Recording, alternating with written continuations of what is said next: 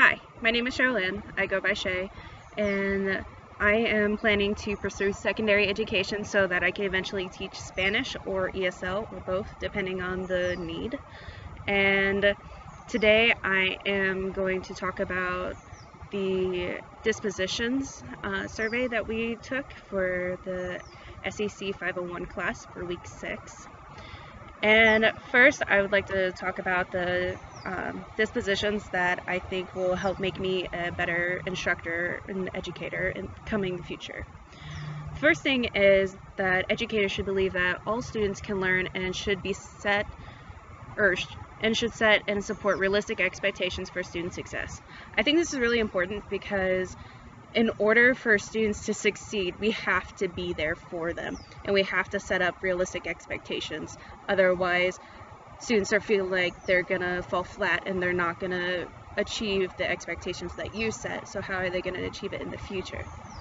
And with that, teachers need to understand and create learning plans, and that will be well-rounded and will be able to adhere to all sorts of learning and all sorts of students and disabilities and backgrounds, because especially in Columbus we have a very large diversity. We have Hispanics, we have Asians, we have African Americans, and we have students that are from other countries that come here and need that extra help in order to achieve their goals, and in addition to those goals that Ohio has set and the federal rules. I also believe that educators should promote and support curiosity and encourage active inquiry.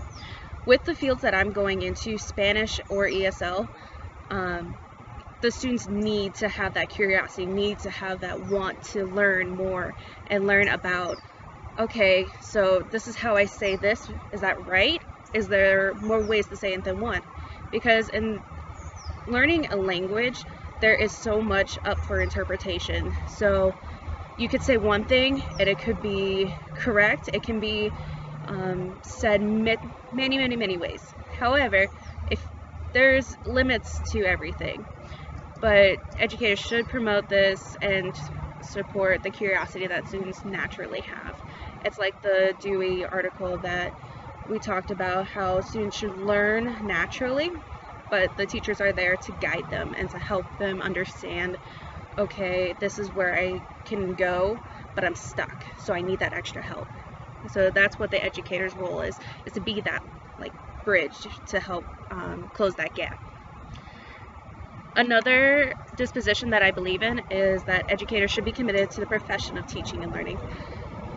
Be a teacher because you want to be a teacher. Don't do it just because of the idea that, oh, I'm going to change lives. It's not that easy. There is a lot of hard work and dedication that goes into education. Not only do you have the in-class assignments and the lesson plans, you have the outside of planning everything and trying to make sure that everything is in accordance with the Common Core, the state standards, federal standards. There's so much into this, and you need to be dedicated and willing to do the extra work, go the extra mile. Because if you don't, it's going to be awful. You're going to hate yourself. And nobody wants a teacher that despises teaching, because then it's not a fun atmosphere for students to learn in.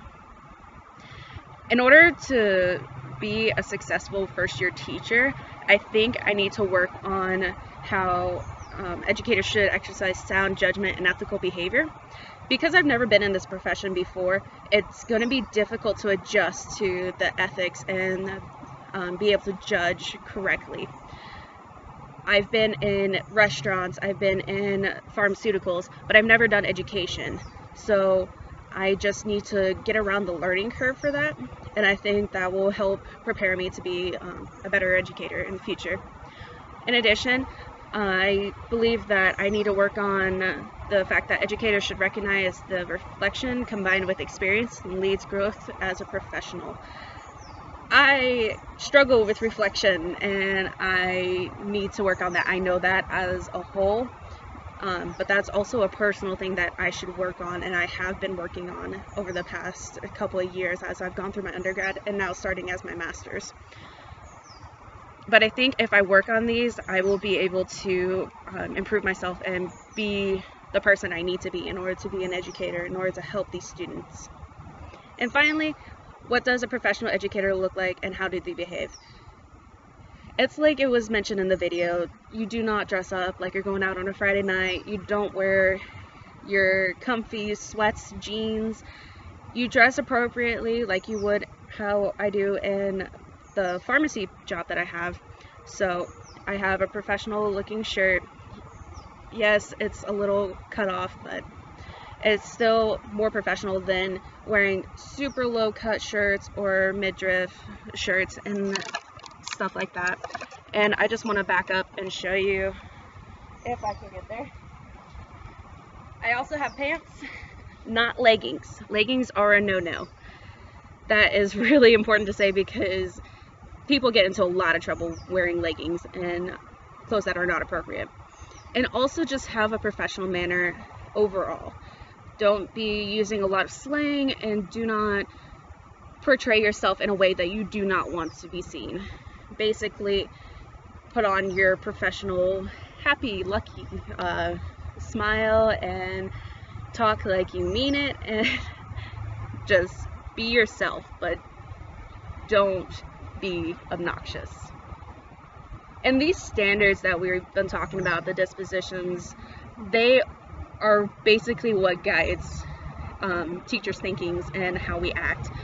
And they are very important because if we don't have a set of standards that we adhere to, then there's so much left for interpretation that things could go wrong or that can be misinterpreted. And that is something that is not really good in our profession due to our working with minors and working in such a public light. Well, thank you very much for your time, and I hope you have a wonderful day. Thanks for listening to my dispositions survey.